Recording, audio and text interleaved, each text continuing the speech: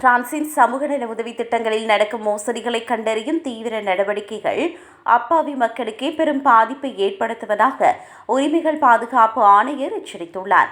தானியங்கி மென்பொருள் மற்றும் சிக்கலான நடைமுறைகளால் தற்செயலான பிழைகளை கூட மோசடியாக கருதி மக்கள் தண்டிக்கப்படுவதை அவர் தனது சமீபத்திய அறிக்கையில் சுட்டிக்காட்டினார். மோசடியை தடுப்பது அவசியம்தான், ஆனால் தற்போதைய நடைமுறைகள் மிகவும் சிக்கலானவை என்று அவர் கூறுகிறார். இதனால் பயனாளிகள் செய்யும் சிறிய நிர்வாக தவறுகளை கூட மோசடியாக கருதி அவர்களுக்கு அபராதம் விதிக்கப்படுகிறது. முறையான புரிதலின்றி இத்தகைய நடவடிக்கைகள் எடுக்கப்படுவது நேர்மையான பயனாளிகளை மன உளைச்சலுக்கு உள்ளாக்குகிறது.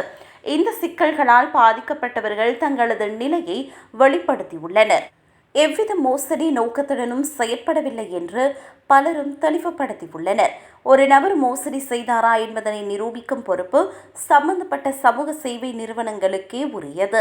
ஆனால் தற்போது தனிநபர்களே தாங்கள் குற்றமற்றவர்கள் என நிரூபிக்க போராடும் சூழல் நிலவுவது தவறு என அவர் விமர்சித்துள்ளார்.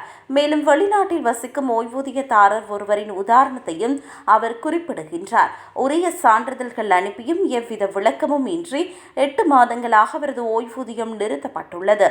சமூக சேவை துறையிலிருந்து வரும் கடிதங்கள் சாமானிய மக்கள் எளிதில் புரிந்து கொள்ள முடியாத வகையில் மிகவும் சிக்கலாக இருப்பதாக அவர் குற்றம் சுமத்துகிறார்.